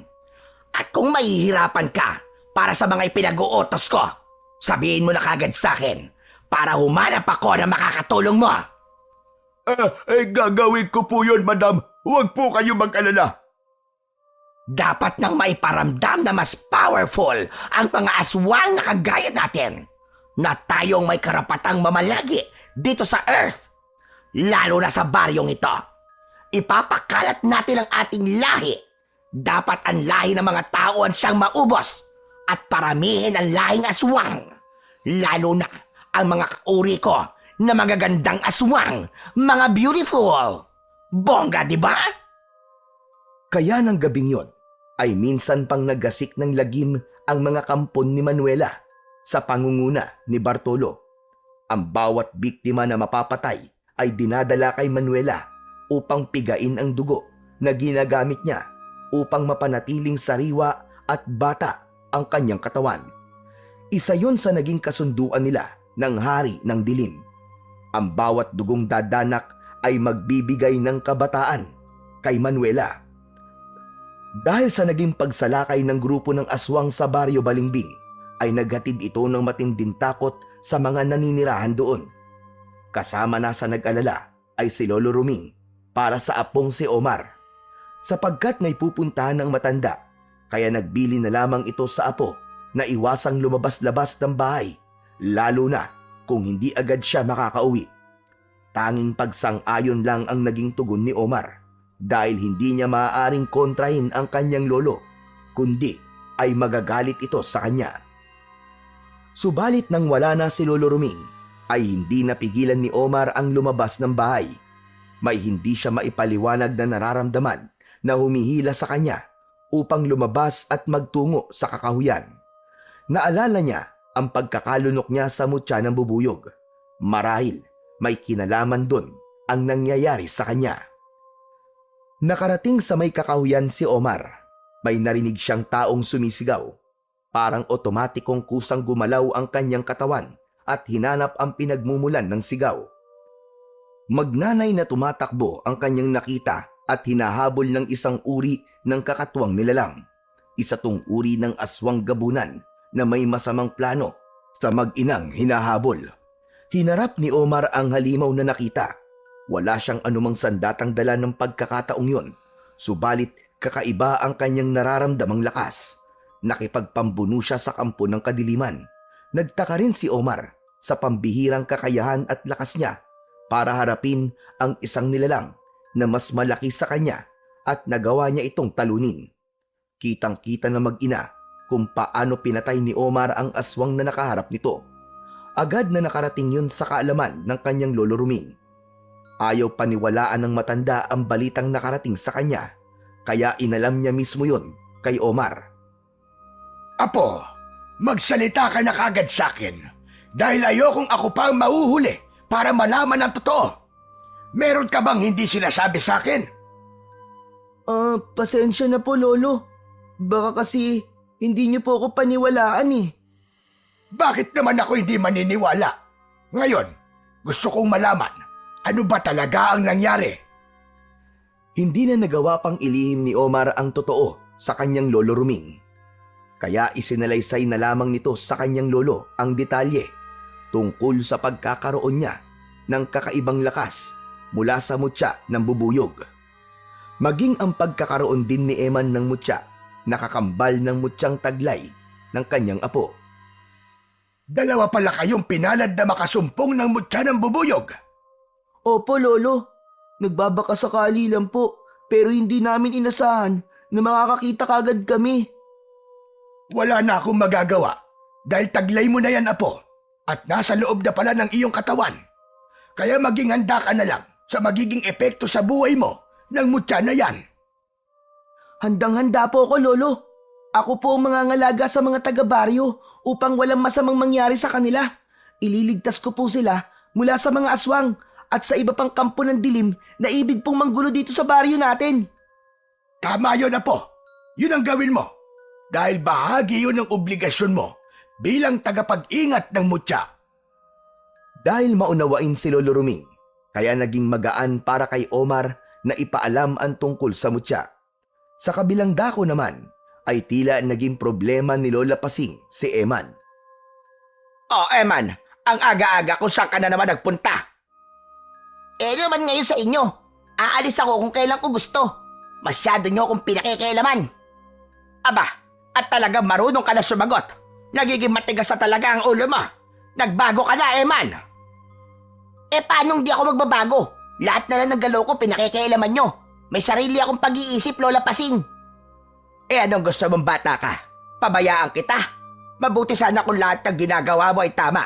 Gaya ngayon, umalis ka nang hindi nagpapaalam. Tapos kapag tinatanong kita ay nagagalit ka. Gawaing matinubay ang bata ka. Ewan ko po sa inyo. Puro kayo satsat. Nakakairiti lang kaingayan nyo. Diyan na nga kayo. Aalis ka na naman. Saan ka pupunta? Abay, salbahing bata ito ah. Hindi na ako pinansin. Tuloy-tuloy nang umalis. Ano ba nangyayari sa apo ko? Bakit lalo siyang nagiging pasaway at ngayon nagiging bastos na siya? Baliwala na yata ako sa kanya. Hindi na niya ako iginagalang. Nagtungo si Eman sa lugar na madalas na pinupuntahan nila ng kanyang kaibigan. Doon muna siya magpapalipas ng oras. Ang totoo, hindi lang si Lola Pasing ang nagtataka sa kinikilos at ugali ni Eman, kundi maging siya mismo. Hindi rin niya maipaliwanag ang mga nangyayari sa kanya. Napasama ako ang loob ni Lola Pasing.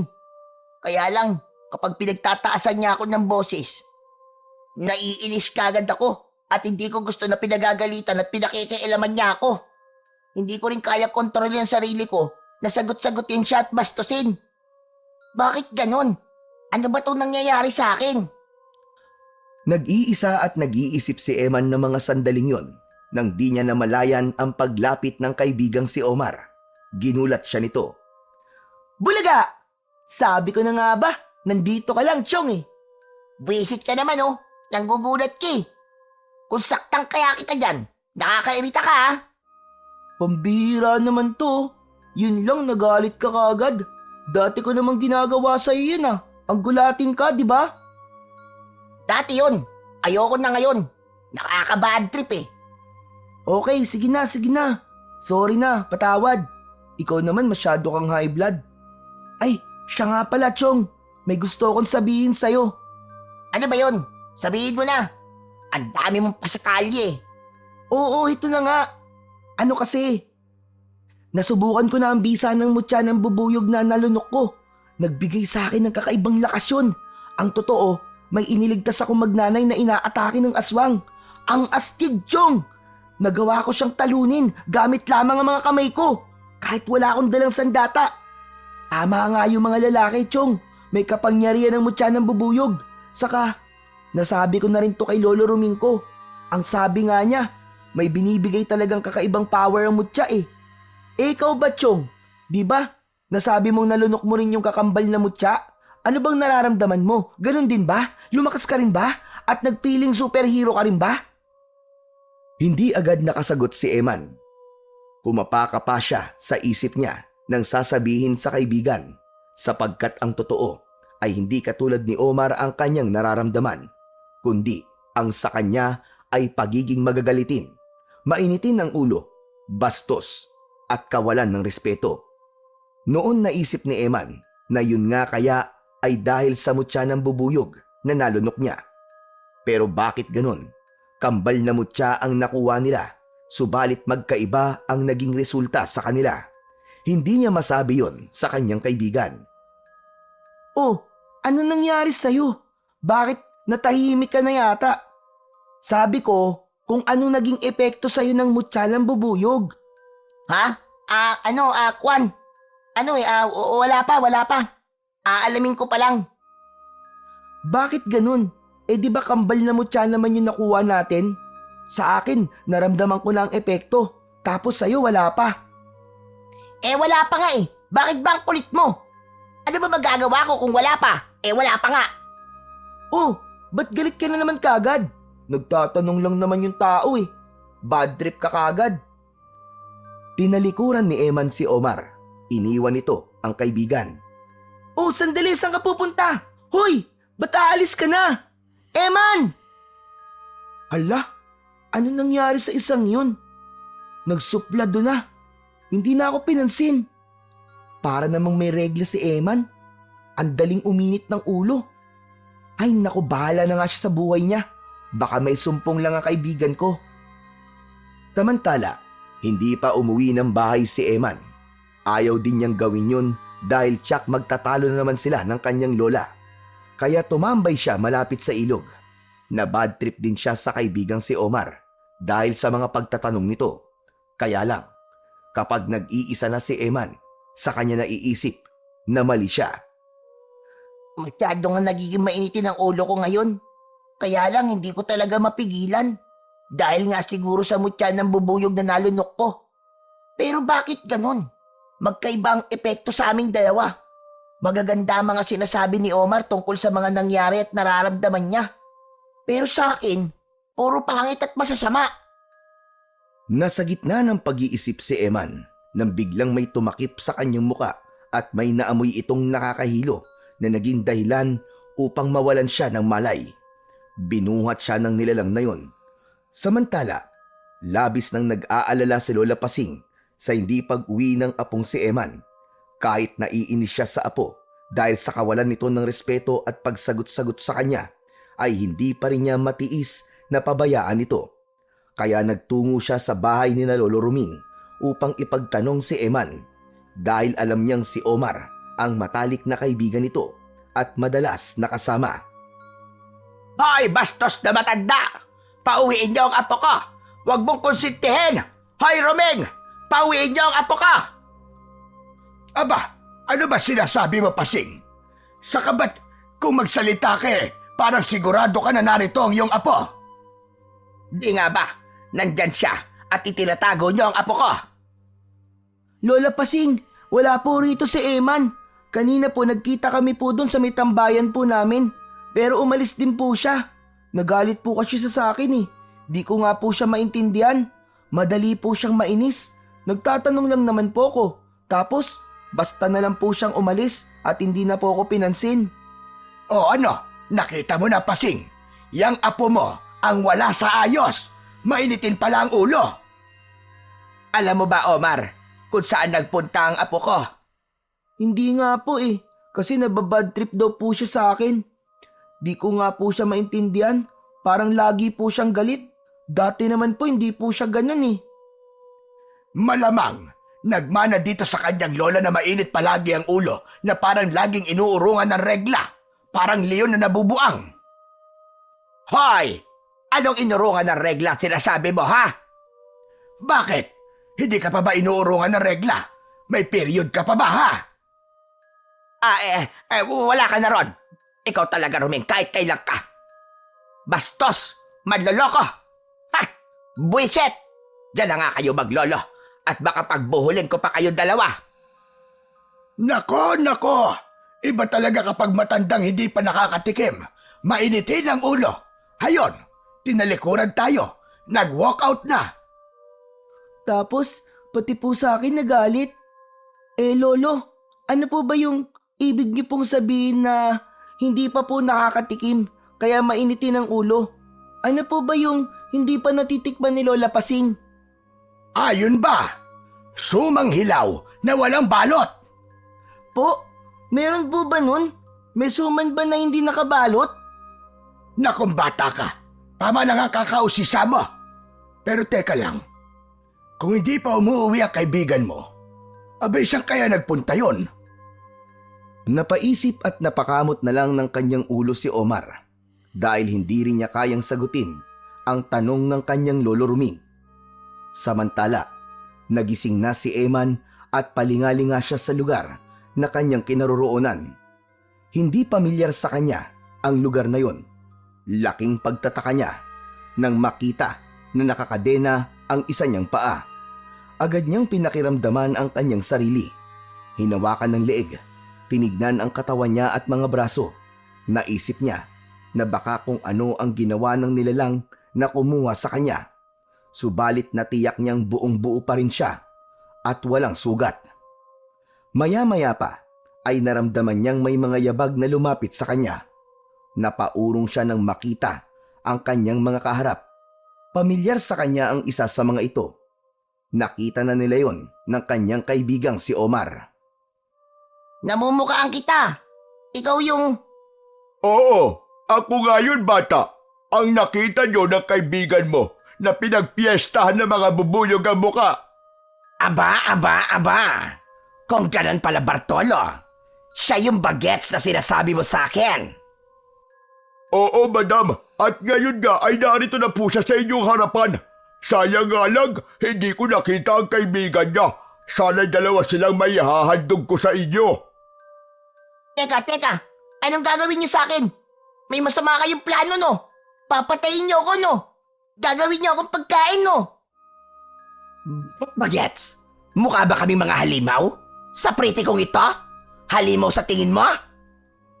Ganyan ang mga halimaw eh. Nagkukunwaring maganda at mabait.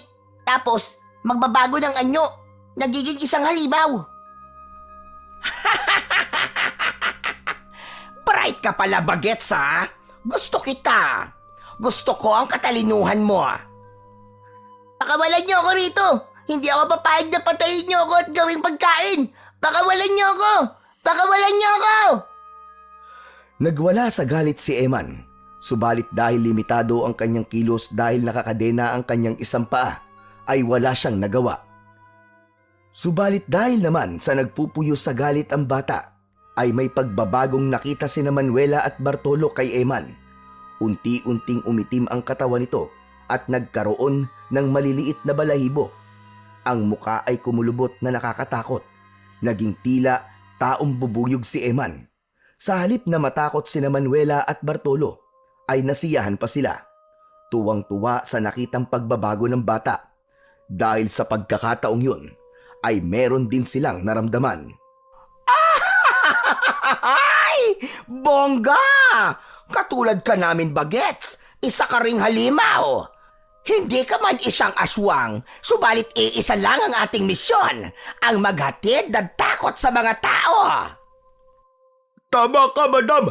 At dahil nasa poder natin ang bagets na yan, gawin natin siyang alagad.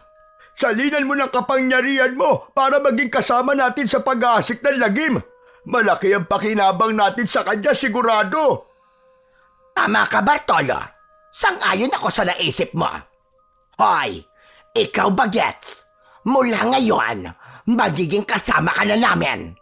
Pare-pareho tayong kikilos para magdala ng kilabot sa lugar na ito. Uubusin natin ang mga naninirahan dito at papalitan sila ng mga aswang. Sandali! Huwag kang lalapit sa akin! Huwag kang lalapit! Hoy, ikaw Bagets ha? Huwag ka na mag-inarte dahil pare-pareho lang ang likaw ng ating mga bituka. Gamit ang itim na kapangyarihan, ay ipinasa ni Manuela kay Eman ang bahagi ng kanyang pagiging masamang nilalang. Walang nagawa si Eman, kundi ang tanggapin yon, lalo na't mas malakas ang tawag ng kasamaan sa kanyang katawan dahil sa mutyang nalunok niya na nagbigay ng negatibong pagbabago sa kanyang pagkatao. Sadyang hindi maganda ang idinulot ng mutya na nakuha ni Eman. Kung ang kay Omar ay kabutihan ang dulot nito, sa kanya ay kasamaan. Ipinagtanong-tanong pa rin ni Lola Pasing ang tungkol sa kanyang apo. Subalit isa man sa kanyang mga nakakausap ay walang masabi sa kinaroroonan ni Eman. Kaya labis na kalungkutan ang nararamdaman ng matandang babae. Kahit kasi pasaway ang kanyang apo, ay hindi pa rin niya hahangarin na may masamang mangyari dito. Nang sumunod na araw, ay nagtungo si Omar sa lugar na paboritong tambayan nila ni Eman. Nag-aalala na rin siya sa kanyang kaibigan. Hindi na rin ito nagpapakita sa kanya. Naisip niya na baka nagtatampo lang dahil hindi maganda ang nangyari nang huli nilang pagkikita. Habang nakaupo si Omar sa isang nakatumbang puno, ay naramdaman niyang may yabag na paparating mula sa kanyang likuran. Nilingon niya yon, napangiti siya ng malaki nang makita ang kaibigan niyang si Eman. Yun! Sabi ko na nga ba darating ka, Chong eh. Subalit ang ngiti niya ay hindi ginantihan ni Eman. Seryoso ang mukha nito, kaya napakunot ang noo ni Omar na may pagtataka. Ganun pa man, lumapit si Omar sa kaibigan. Akma niyang aakbayan ito nang biglang hinila ni Eman ang kanyang kamay at pinilipit yon. Aray, aray! Aray, nasasaktan ako! Eman, ano ba? Buong lakas na napaikot ni Eman sa ere si Omar at malakas na bumagsak sa lupa. Hindi makapaniwala si Omar sa ginawa sa kanya ng itinuturing niya na matalik na kaibigan. Ano ba nangyayari sa'yo, Eman? Bakit ka ba nananakit? Wala kang pakialam! Bigla nitong sinakal si Omar. Nasa mukha ni Eman ang galit at nakakatakot na reaksyon na tila nasasapian ng masamang espiritu. Bitiwan mo ang leg ko! Eman, hindi ako makahinga! Bitiwan mo ang leg ko! Nasaktan si Omar kaya wala siyang ibang dapat gawin kundi ang iligtas ang kanyang sarili. Hinawakan din niya sa leeg si Eman. Mas malakas, mas matindi. O ano? Akala mo ikaw lang ang marunong manakala? Heto! Nasaktan si Eman, kinapos sa paghinga, hanggang sa magpangbuno ang dalawang bata. Makikita na tila wala sa sariling katinuan si Eman. Ang tanging nais nito ng pagkakataong yon ay gawan ng masama si Omar, ang saktan ito at patayin. Nasa ganong sitwasyon ang dalawang bata na nagpapangbuno nang biglang dumating si Lola Pasing. Diyos ko! Ano ginagawa niyong dalawa kayo? Maghiwalay kayo! Huwag kayo magpatayan! Subalit tila walang naririnig ang dalawang bata. Halos magkapareho ang lakas na taglay nila, kaya walang isa man ang magpapatalo. Kumuha ng kaputol na sanga ng kahoy ang matandang babae at inihataw niya yon sa dalawang bata. Unang bumitiw si Eman. Lumuwag ang pagkakahawak nito sa kaibigan at sumunod na rin si Omar. Subalit agad itong umalis at tumakbo papalayo. Apo! Saan ka pupunta? Bumalik ka rito, Apo! Malayo na po siya, Lola Pasing. Bakit siya tumakbo? At saka parang hindi niya ako nakikilala. Ako rin nga po, Lola Pasing. Bigla na lang po siyang dumating dito at sinakal ako. Parang gusto po niya akong patayin. Ano ba talaga nangyayari sa apo ko? Hindi ko rin po alam. Parang wala po siya sa kanyang sarili. Nagbalik si Eman sa lugar ni Manuela. Ganap nang nabago ng kapangyarihan nito ang isipan ng bata. Ginamit nila ito para sa kanilang masamang plano. Binigo mo ako, Bagets! Nangako ka na magdadala ka ng regalo para sa akin. Babawi na lang po ako, madam. Pagbigyan niyo na po muna siya, madam. Baka naninibago lamang. Ayoko lang na pinapaasa ko, Bartolo. Kilala mo ko. Masama akong magalit.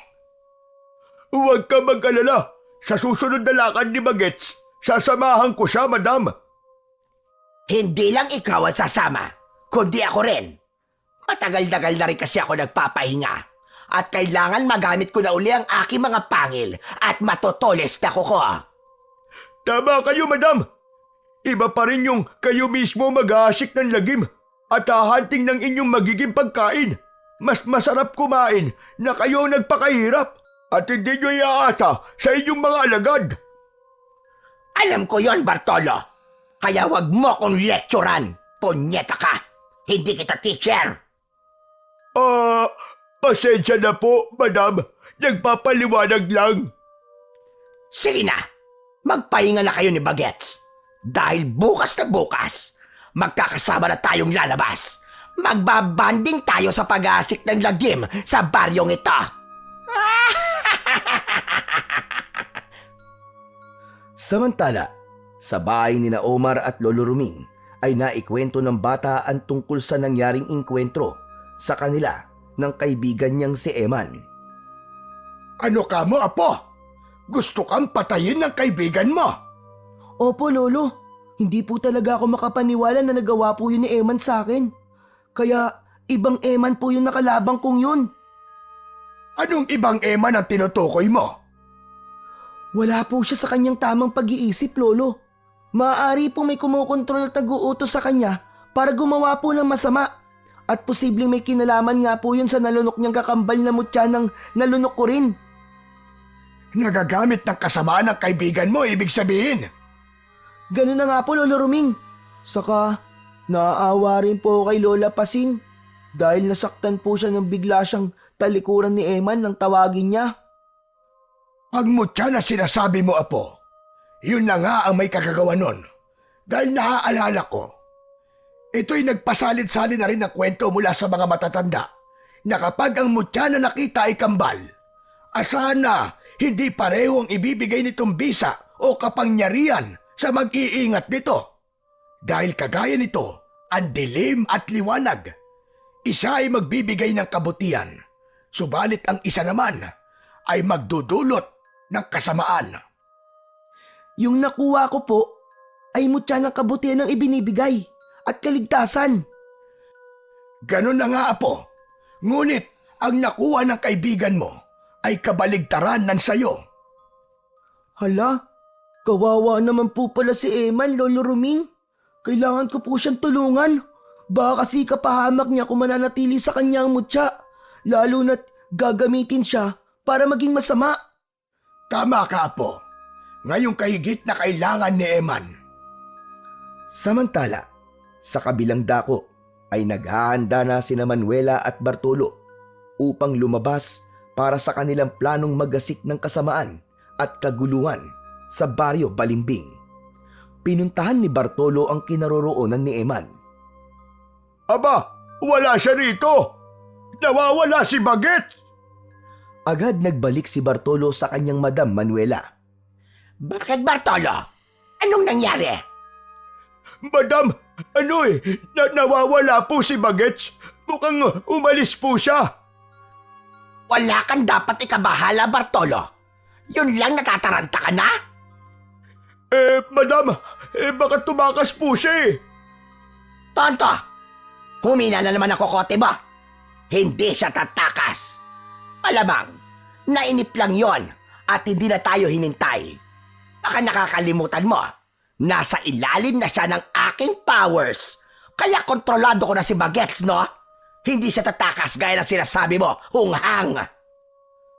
Madali ko siyang nakontrol dahil naramdaman ko ang kasamaan ng espiritu na bumabalot sa kanya. Ibig sabihin, kakampi natin siya. Sorry madam. Nag-aalala lang kasi ako. Walang magagawa ang pag-aalala mo. Sige na, gora na tayo. Malamang, makikita din natin siya.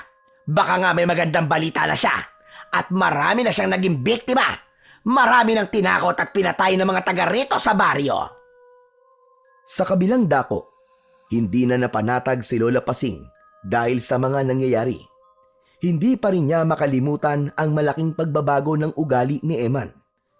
Ngayon niya napagtanto na may kakaibang nangyayari sa kanyang apo. Lalo na't maging ang matalik na kaibigan ay nais ng gawan ng masama. Minsan pa'y lumabas ng bahay si Lola Pasing. Kailangan makita niya muli si Eman. Hindi naman siya nabigo dahil sa pagpunta niya sa lugar na madalas na pinupuntahan ng kanyang apo ay nakita niya ito roon. Eman apo, salamat at nagkita tayo uli. Kailangan tayo mag-usap. Ano ba nangyayari sa iyo, apo? Nandito ang lola. Makikinig ako sa iyo. Alam kong may mabigat kang problemang dinadala, apo. Hindi nagsasalita si Eman, kundi nakatingin lang ito sa matandang babae. Ang pangkaraniwang tingin ni Eman ay napalitan ng mabalasik na tingin. Nagsalubong ang kilay at gumalaw-galaw ang tenga. Naging mabangis ang itsura ni Eman. Hindi pa rin nagsasalita, kundi atungal ang maririnig. Tila mabangis na hayop na sinunggaban si Lola Pasing. Sinakal ang leeg nito. Apo! Eman, apo! Huwag mo akong sakalin! Maawa ka! Bakit mo to ginagawa sa akin, apo? Tila walang naririnig ang batang nanlilisik ang mga mata na tila nag-aapoy. Habang nagaganap ang ganoon, ay dumating bigla si Omar na nagtungo rin sa lugar na yon. Eman! Eman, Chong! Anong ginagawa mo sa lola mo? Ano ka ba? Maawa ka sa kanya! Huwag mo siya saktan, Chong! Matalim na tumingin si Eman kay Omar. Nanlilisik ang mga mata. Binitiwan nito si Lola Pasing at nilipat ang atensyon sa kaibigang si Omar. Umatake si Eman at sinunggaban si Omar. Nanlaban ito. Hindi rin pangkaraniwan ang lakas ng bata. Habang inaatake ni Eman ang kaibigan, ay nagbago ang anyo nito. Nagbago ang kulay ng balat. Nangitim na tinubuan ng maliliit na balahibo. Nakakakilabot ang anyo, nakagaya ng sa isang bubuyog. Nagpambuno ang dalawa. Gumulong-gulong sila sa lupa. Man, may kumokontrol nga sa'yo! Hindi na ikaw ang kaibigan ko! Bitiwan mo ako! Hindi ka magtatagumpay! Matindi ang naging pag-aaway ng dalawa dahil alam ni Omar na nasa panig siya ng kabutihan at para sa kaligtasan ang mutyang taglay niya. Hindi siya dapat magpatalo sa lakas na kumukontrol kay Eman na galing sa kasamaan. Hindi ako magpapatalo sa'yo! Ginawa ni Omar ang buong makakaya niya hanggang sa nahigitan niya ang lakas ni Eman. Isang malakas na suntok ang pinakawalan niya. Inindayon ng bata na naging bubuyog. Isa pang suntok ang ibinigay ni Omar. Humandusay sa lupa ang kalaban. Mabilis ang panghihina.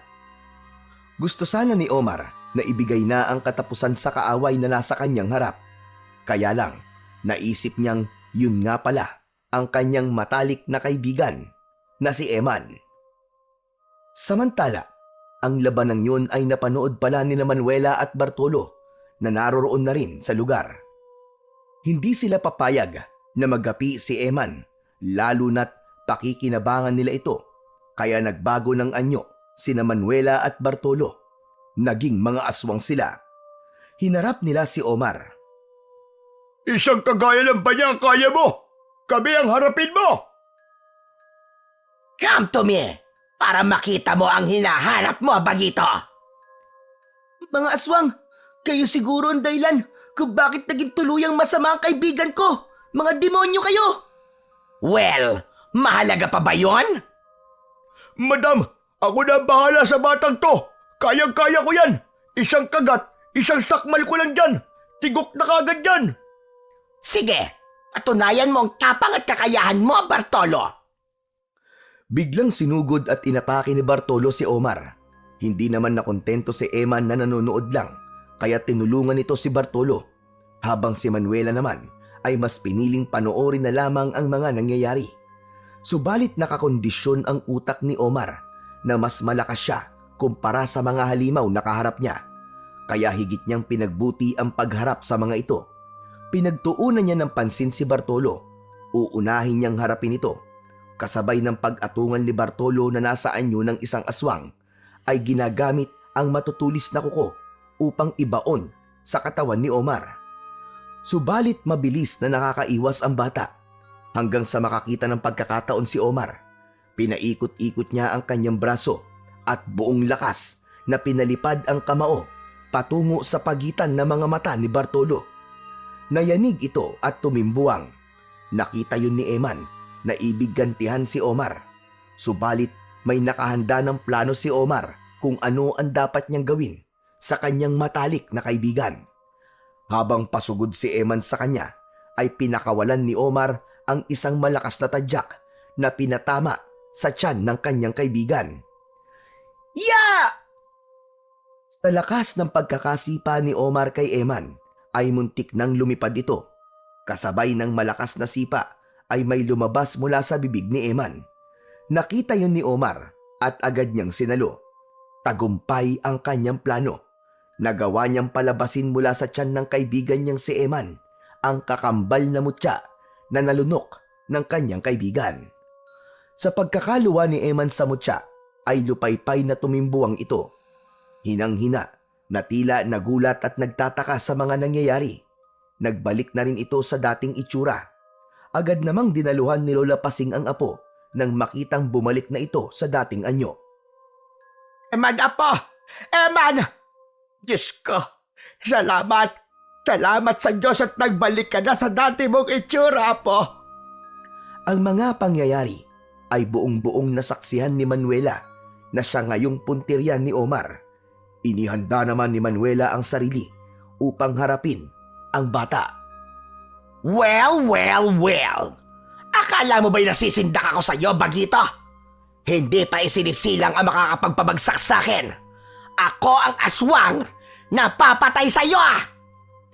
Yun ang akala mo! Ako magpapabagsak sa'yo! Pangit na aswang! Ibinuka ni Manuela ang kanyang malaking bibig at inilabas ang matatalas na pangil. Inihanda rin niya ang kanyang kamay na may matutulis at mahahabang kuko upang harapin si Omar. Tumatakbong pasugod ang bawat isa sa kanila para sa isang matinding laban. Mabilis ang bawat kalmot ni Manuela. Nagagawang sabayan yun ni Omar. Naiiwasan niya ang bawat sugod ni Manuela. Subalit nagbalik na ang lakas ni Bartolo at biglang tumayo ito upang tulungan ang kanyang amo na si Manuela. Dalawa na silang haharap kay Omar. Dahil sa pagtutulungan ni Manuela at Bartolo ay naging dehado ang laban. Malalagay sa panganib ang buhay ni Omar. Kailangan niyang makagawa at makaisip kagad ng paraan.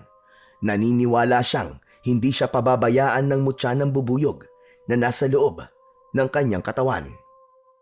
Gumawa ng tunog si Omar na katulad ng sa bubuyog. Palakas ng palakas yun at ang tunog na yon ay agad na tinangay ng hangin. Saglit pa ay may narinig na ugong na paparating ang bata. Nagdilim ang papawirin habang ang ugong ay papalapit. Nagliwanag ang mukha ni Omar nang makita kung ano ang pinagmulan ng papalapit na ugong. Laksa-laksang mga bubuyog ang dumating upang tulungan siya. Mga bubuyog na handang pumatay upang iligtas si Omar. Agad na inatake ng laksa-laksang bubuyog ang dalawang halimaw na sina Manuela at Bartolo. Sa dami ng mga ito ay hindi nila kinayang labanan ang mga kagat nito. Binuhat at inilipad din ng mga bubuyog ang dalawang aswang papalayo kina Omar. Walang nagawa ang mag-among aswang kundi ang pumalahaw. Hindi kaya ng kanilang kapangyarihan ang laksa-laksang puwersa ng mga bubuyog na umatake sa kanila. Yan, sige! Ilipad niyo ang mga masasamang yan, mga kaibigang bubuyog! Ihulog niyo sila sa bunganga ng bulkan upang doon na sila kainin ng nag-aapoy na putik. Sinunod na mga bubuyog ang utos ni Omar.